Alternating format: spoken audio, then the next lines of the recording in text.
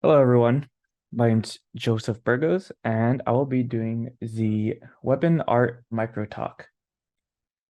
So, a little background of what I'll be going over for this, or a little summary, is I'll be going over my who I am, my workflow, as well as just some things I've learned, both as how to improve or how I feel is a good way to improve uh weapon creation as well as just overall how to improve it as an artist. Let's go ahead and jump into it. So first, who am I, right? I'm a 3D weapon artist at Riot Games and I work at Valorant.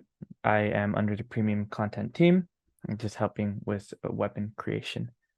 I graduated from Cal State University Long Beach for computer science, and I've been doing 3D art since 2014.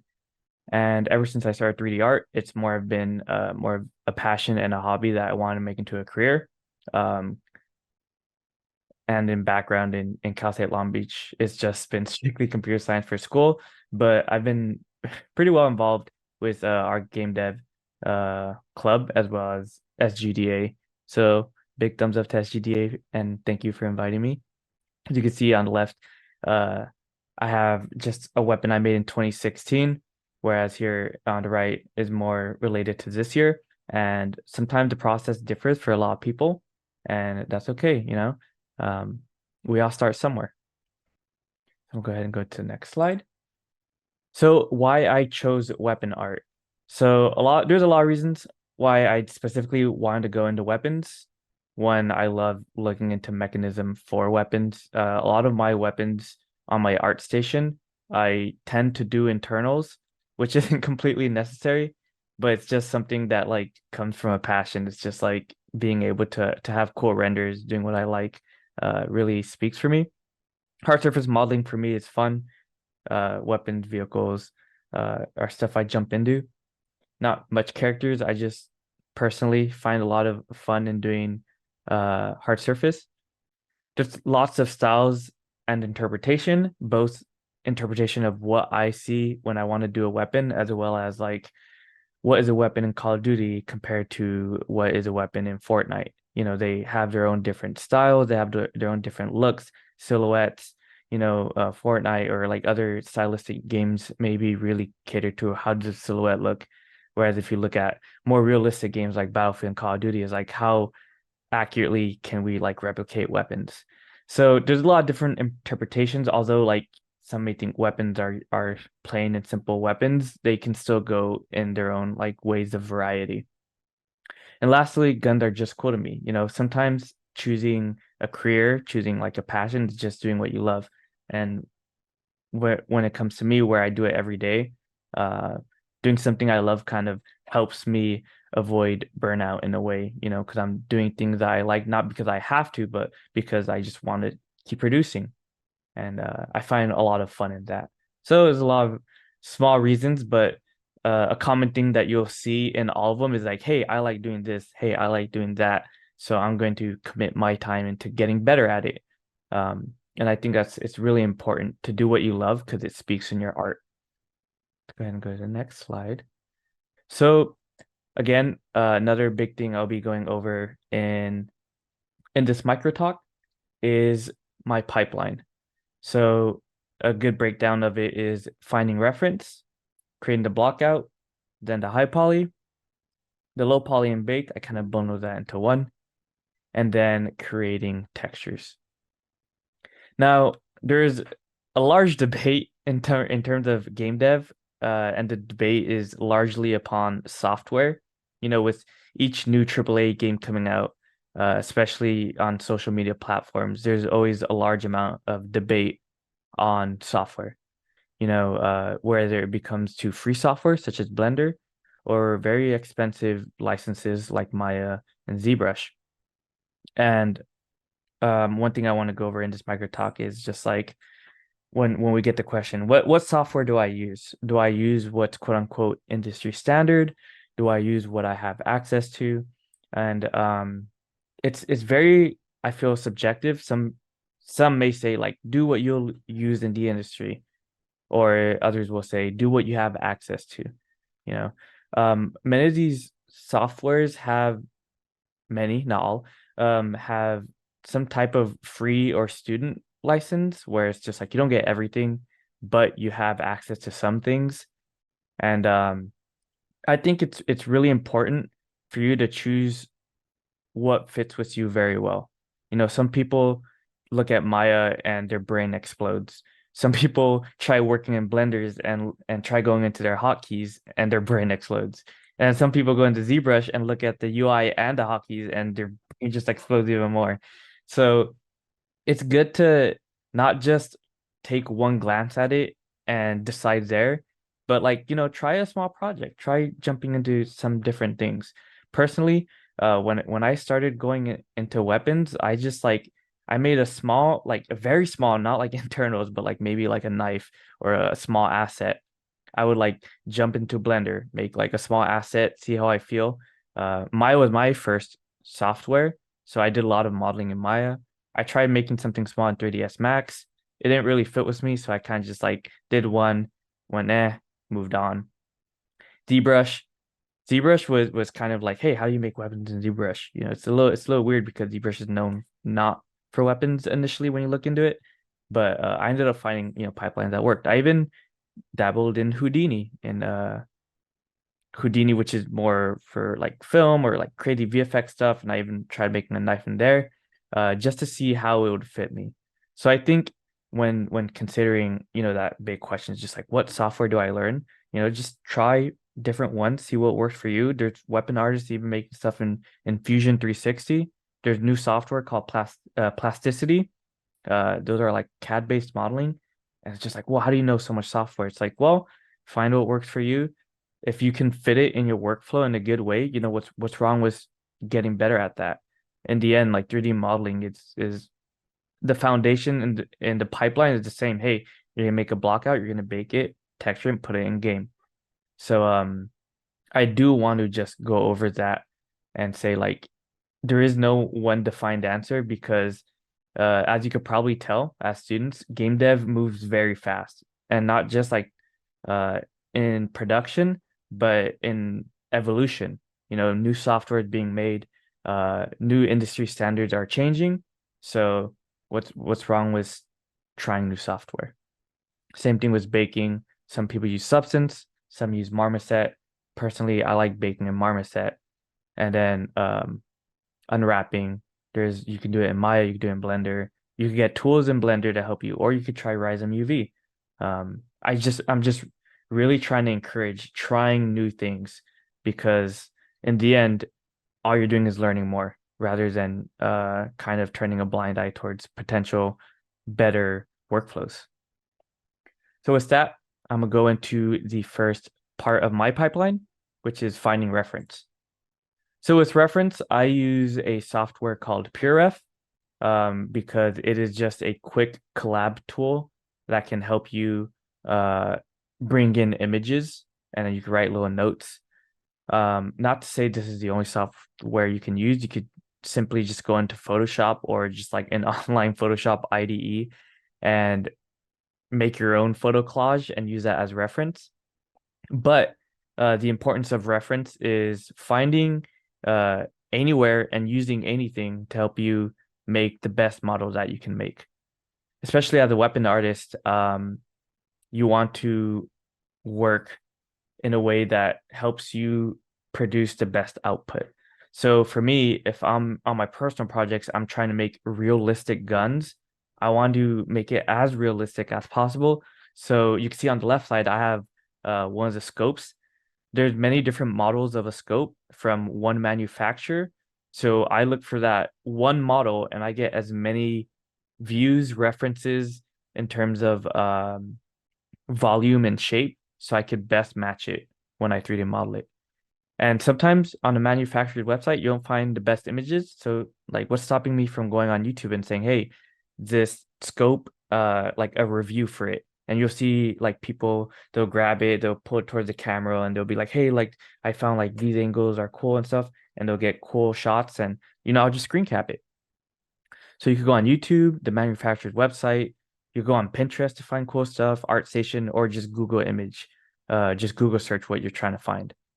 And on the bottom right, you can see when I was making one weapon and I want to do the internals, I went through YouTube videos of just like, hey, this weapon taken apart. And then people would do reviews and I screen cap like every 3 seconds to get a lot of different angles.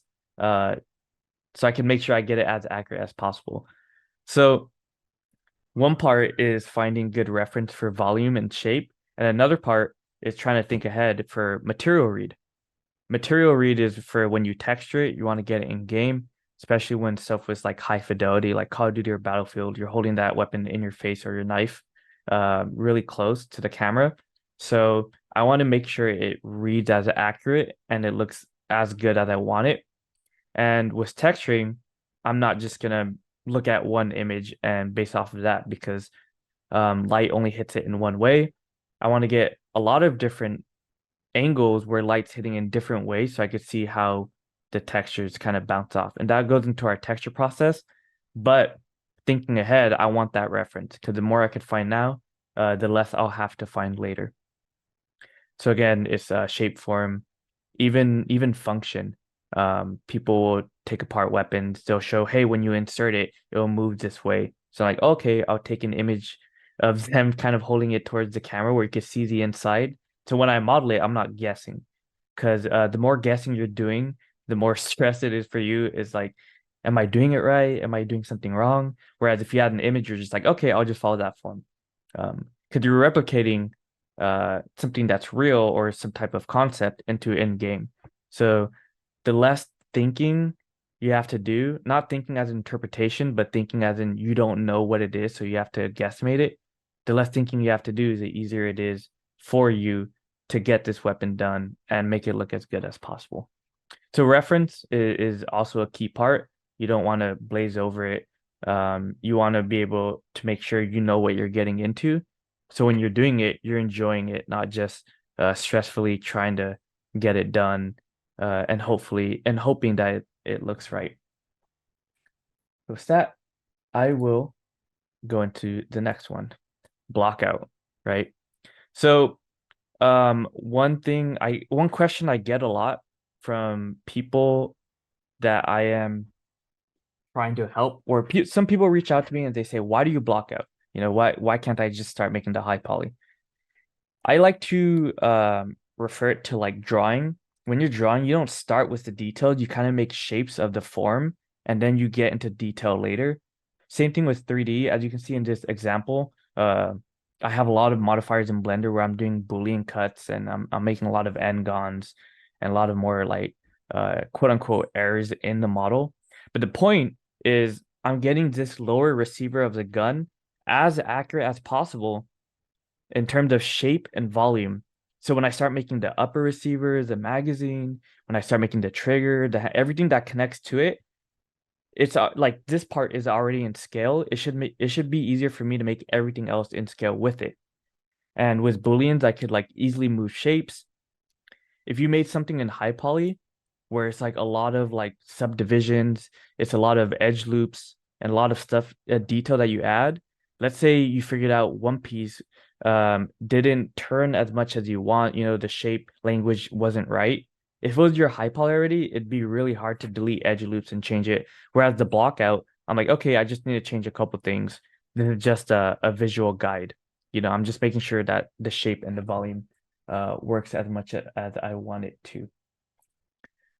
So it also helps me with how things animate. You can see here I mill out kind of the back part where like the trigger assembly, if you're familiar with weapons, would be. If I was thinking ahead, knowing I would want an internals render of this, so I was already blocking it out and thinking ahead and saying if this animated and the player will see it, I will need to model out a guesstimate of this much. And this blockout can really help you with animation, especially if you're in a production pipeline where animators will be animating this. You want to figure that out and block out rather than later ahead, you make the high poly and you're like, oh, wait, when I animate like a bolt going back, it clips through the body and you could see it and it'll be more of a headache because you're going back to fix it. So this block out is actually really important. If you're doing personal projects where you're just making it and rendering it and then putting on ArtStation and moving on, it might feel a bit useless because you're like, why am I doing blockout I'm just gonna make a high poly later? But later on in the process, when you're working with other people, the sooner you can solve these problems, the better it will be for the whole team. Again, it doesn't need to be topologically perfect, and because we're gonna make up a high poly anyways, and we could easily change things. So this blockout will solve a lot of problems in the beginning, because in the high poly, you're not gonna be solving problems, you're gonna be making it look good. And with that, we'll actually look at the high poly. Now with the high poly, we want to get all the detail that we're gonna want to see when we want the quote unquote final product. So we can use a lot of different workflows, such as like sub-D modeling, or we can use Dynamesh.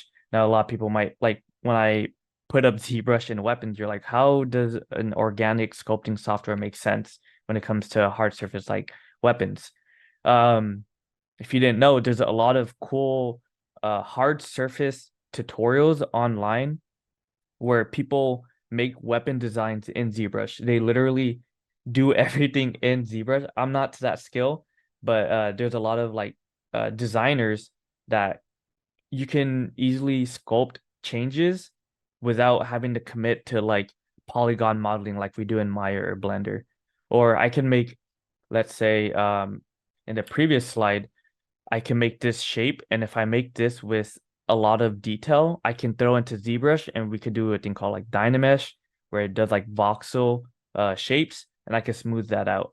There's a lot of different ways to approach, and that's why I'm trying to kind of stress that, you know, at face glance, you're like ZBrush weapons, that's not going to work. But then when you look more into it, you see people actually making it work and to speed up their workflow. So let's try not to have a blind eye towards that.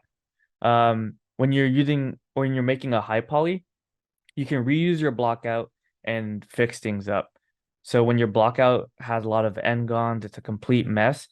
It does have your shape that you want, so all you have to do is just fix it. All you have to do is make new edge flows. It's a bit tedious, but it's way better than making it from scratch.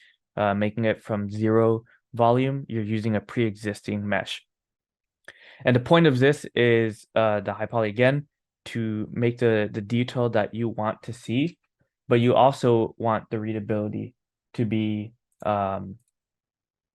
you want the readability to be really well. So on the right side, you can see I have a handle.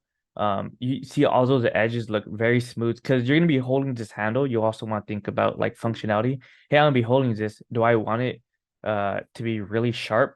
No, you're gonna want to feel comfortable in the hand. So when considering high poly, you want those edges to be smooth, read well.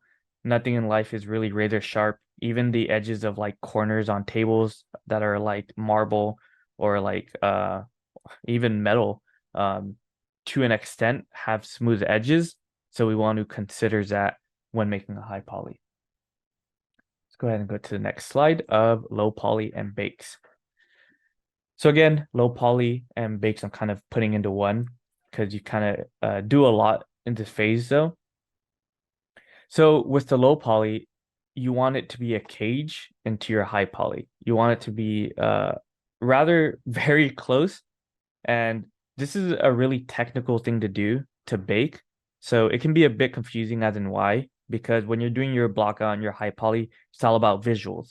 But once you get into a low poly and bake, it's more of a technical process of getting details on another mesh. So I'd like to say that it's easy to make mistakes.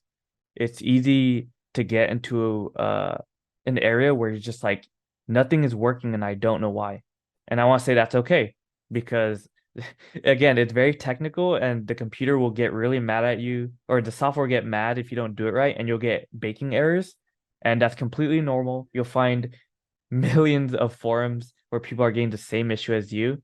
And the best way to learn is by running into those mistakes because there's no one guide on weapon artifact baking errors. There's just more of a tribal knowledge of just like, oh, I ran into that a million times. So when someone asks me that, I can give them like, have you tried this, this, and this? It's not that they read a book.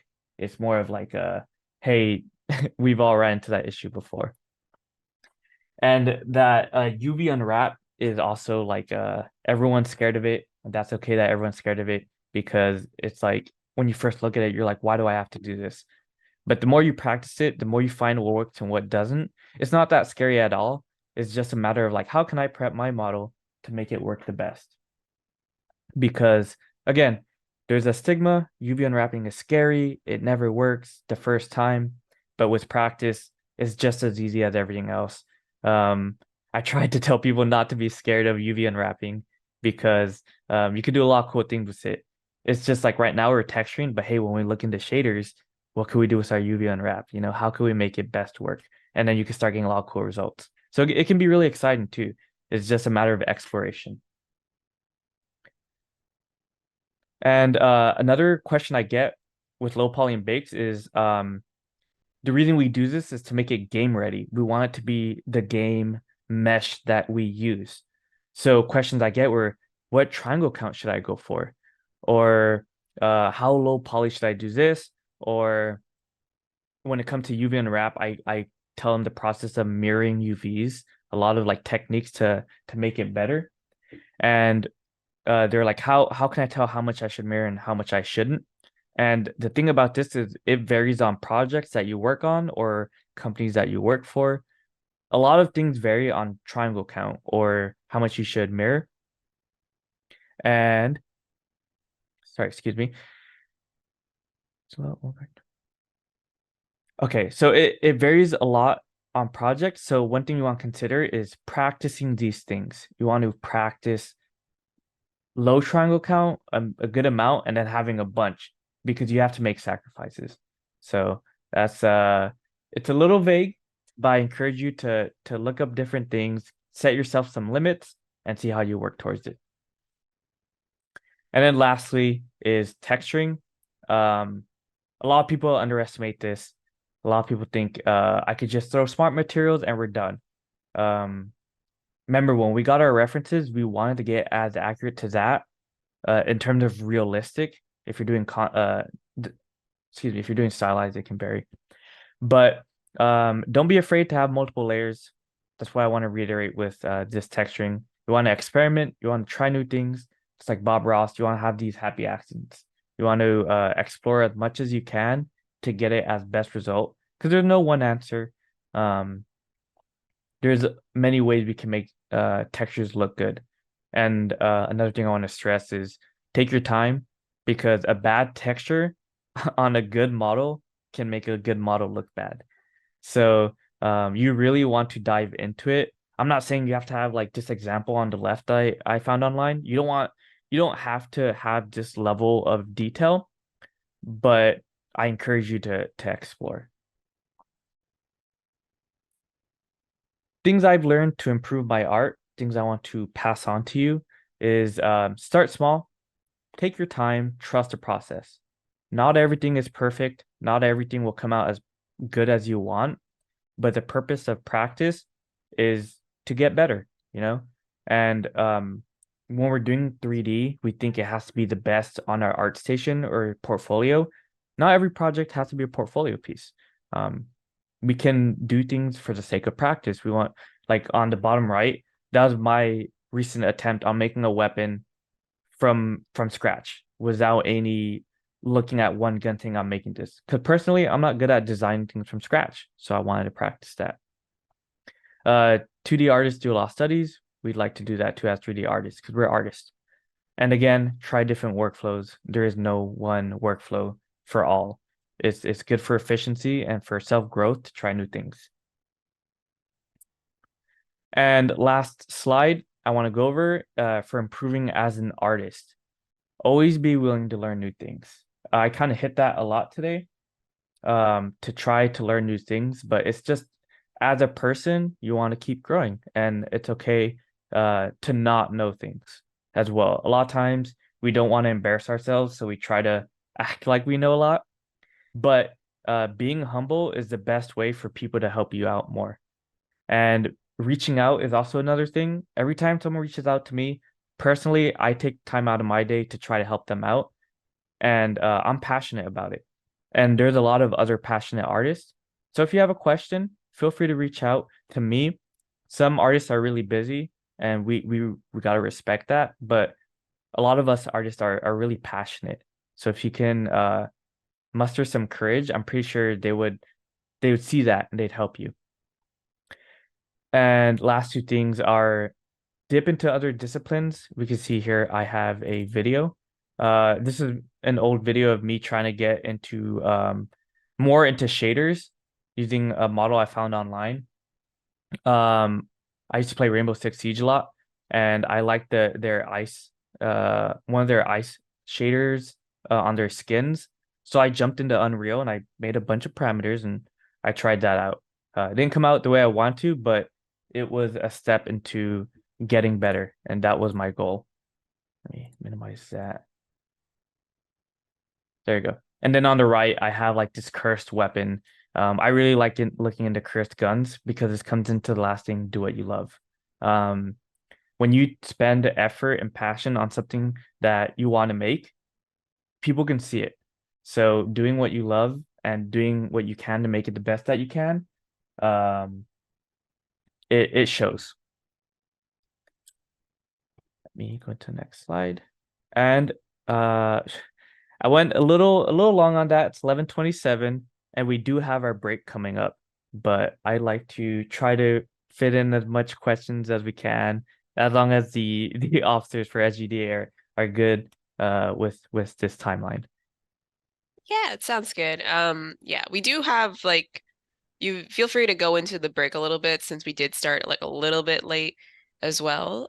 So we'll start off with our first question from Peony, aka Nicolette, who is one of our officers. Um, do companies require you to use specific softwares, or can you use whatever software that you prefer in Cool. terms of, I think, 3D and texturing? Yeah. So this goes into like quote unquote industry standard because a lot of studios have their own software that you do need to know. And uh my interpretation for that, because I can't speak for all, is tool pipelines. So companies make their tools to help their studios work faster.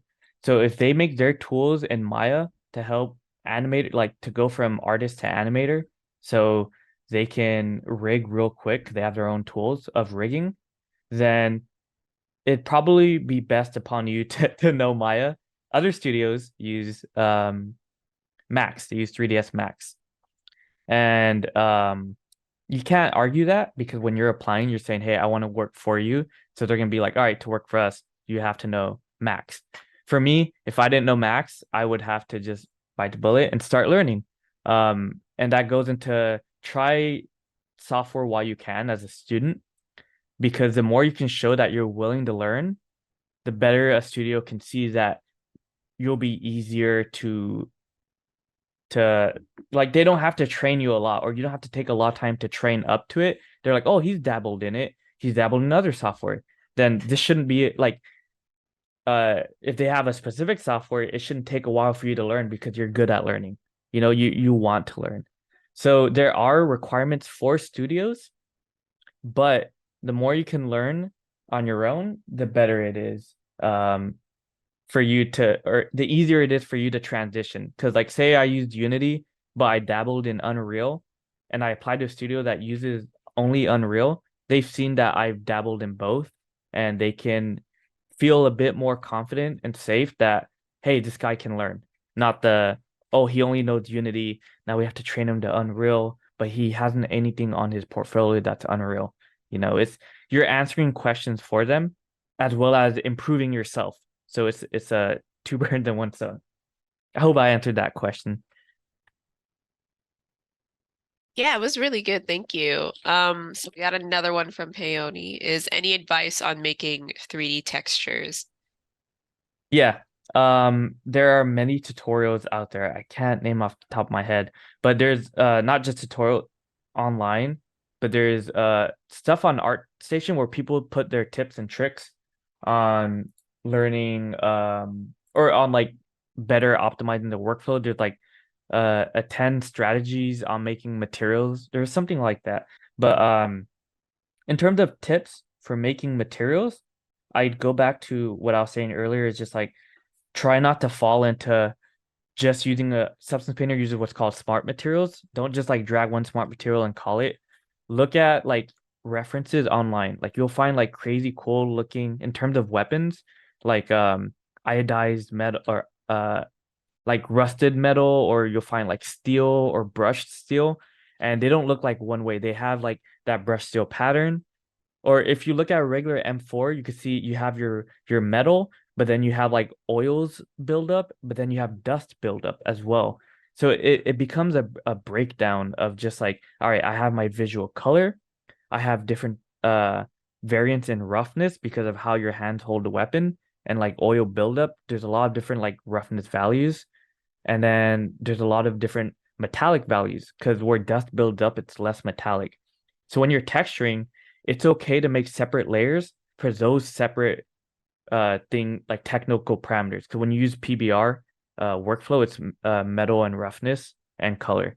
So when you're texturing, make as many layers as you need, clean up after if you need, or make folders to make it more organized.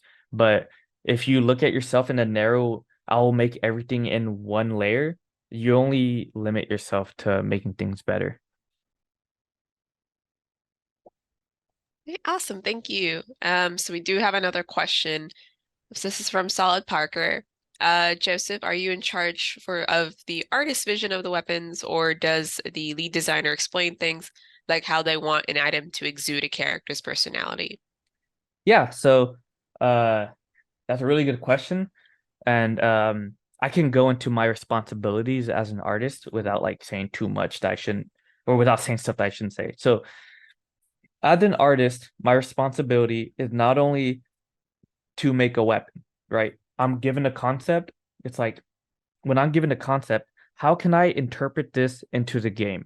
Because first, let's think about it. First, we have an idea for a skin, because a lot of people make fan skins, right?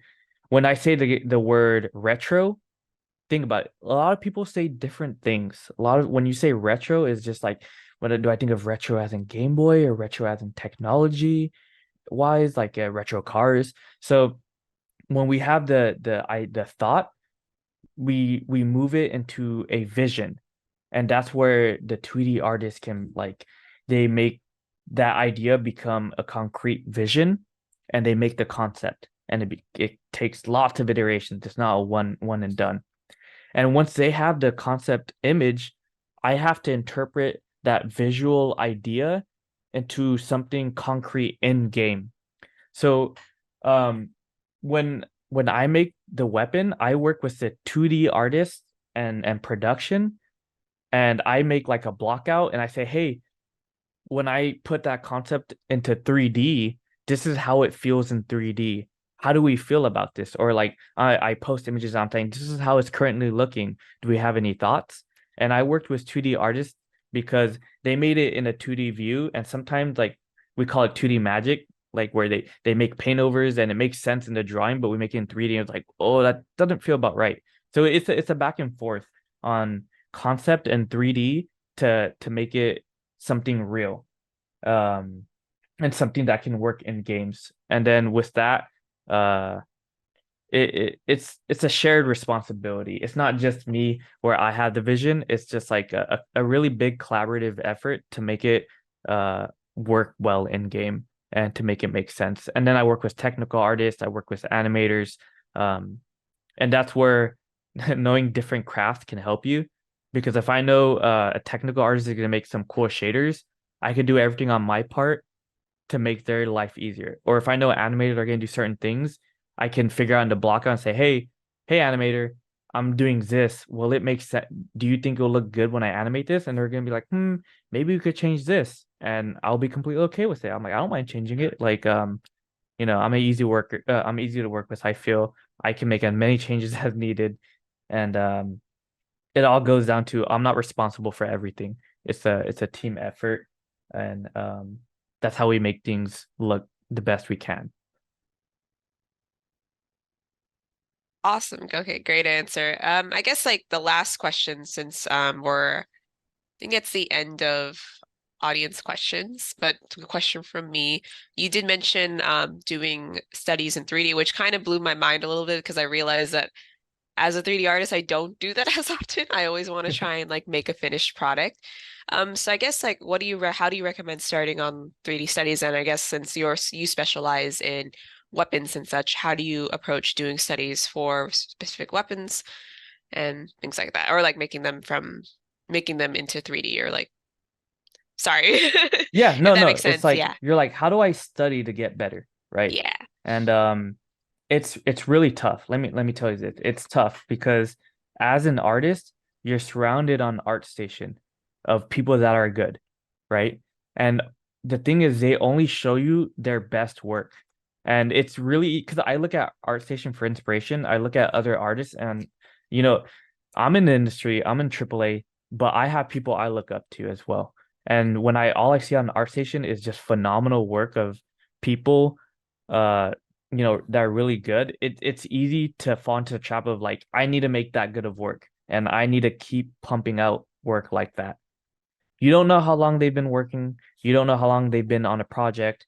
I have some of my work that looks really good, but I've only worked on it on and off on weekends, like every other weekend, and it's good to understand, not just like take a step back and figure out what you need to work on. For me, I have like a whole bucket list of things I want to get better at. I'm good at execution, getting a concept, making it a little better to best of my ability, but I don't have the 2D mindset of design, of like design fundamentals, design principles, and that's something I try to practice. And I am going to open up something as well on my computer.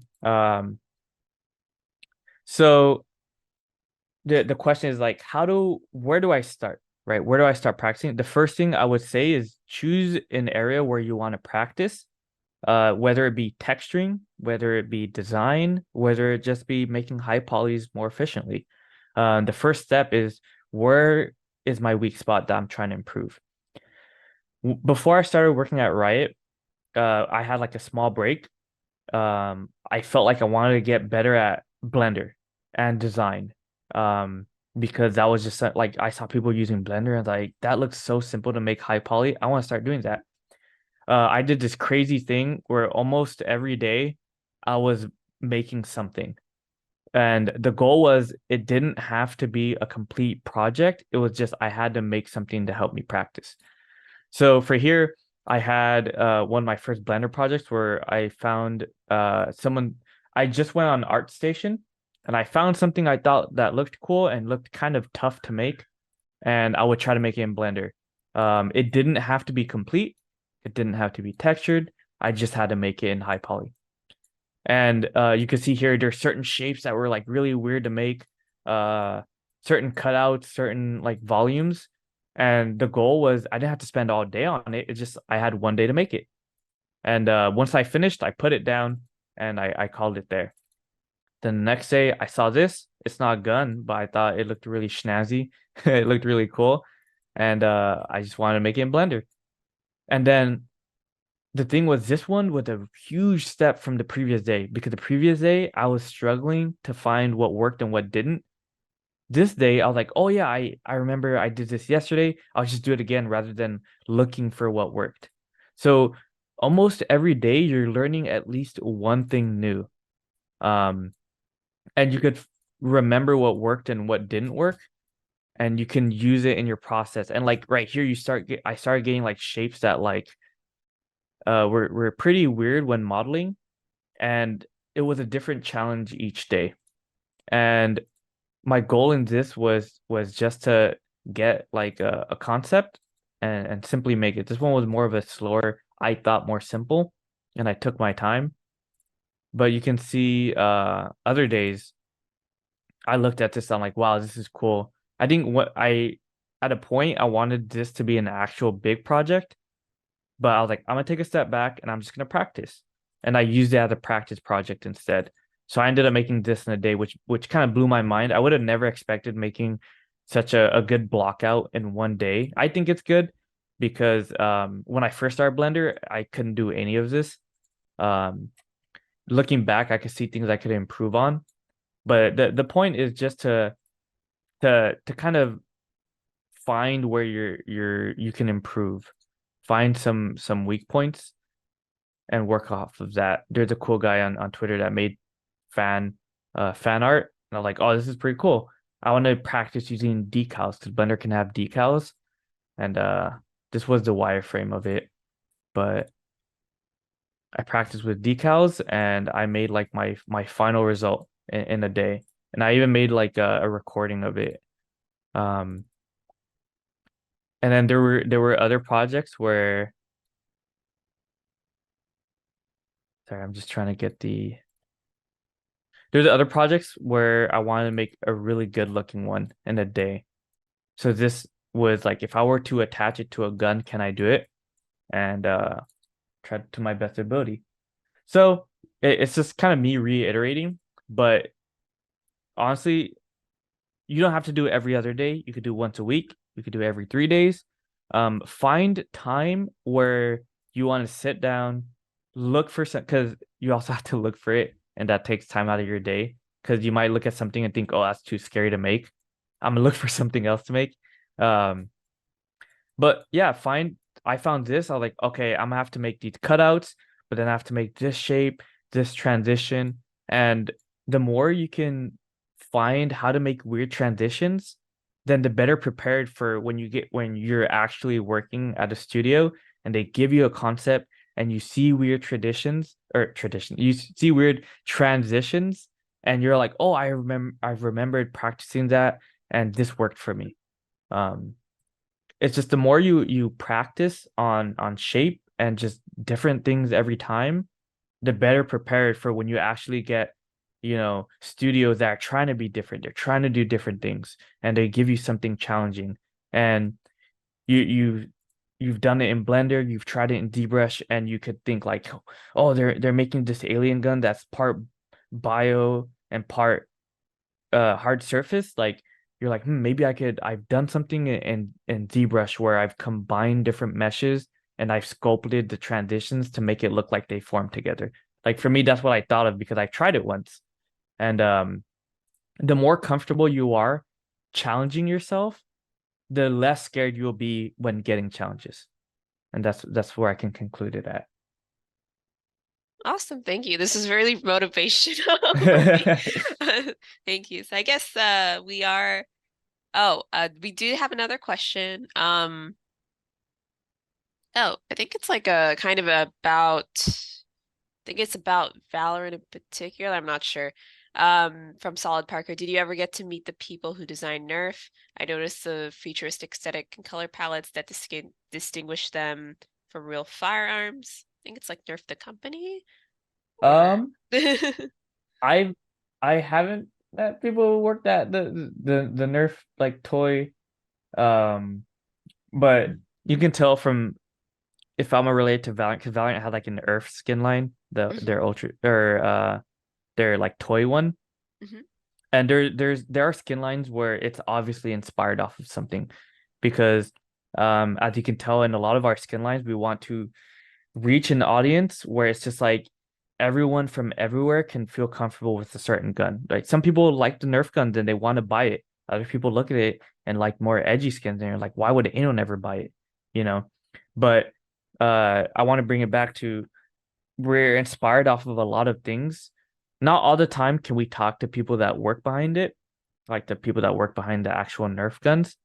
But there's a lot of reference that we can find where we can study their visual language and not try to exactly replicate it, but get the feel of it where you're just like, oh, this feels like a Nerf gun. Because when you compare a Nerf gun and our Valorant gun, they're not exactly the same. But the goal is for you to look at it and make it feel the same.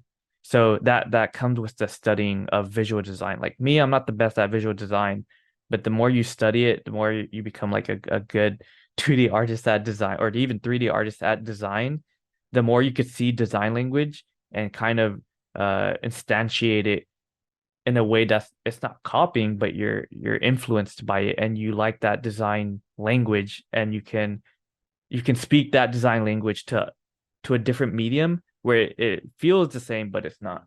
So no, I haven't talked to those people, but we have a bunch of really talented artists that can speak that visual language that can replicate it. Oh, sorry, I forgot to unmute myself, but awesome. So I guess we're coming at the end of the talk. So Joseph, if you want to like shout out anything like maybe links or your art station, Twitter. Yeah. The two things you see here are my best contact. I am on the SGDA. That's just Joseph Burgos. That's like my full name. That on Discord that you can find. I know Discord had this weird change in their name, so I just copied whatever Discord that username that I put. Um, my Twitter is more of a social thing, so I'm not really gonna put it because I kind of just do like I put like both my work and just random like personal stuff. In terms of if you're reaching out, you need help on something, or you want my Twitter, you could use my email or Discord. Just ask.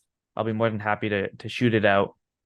Um, in terms of like professional, if you want guidance or anything, or if you need help, you just want to ask what software I use for what, I'll be more than happy to ask or not ask answer through any of these.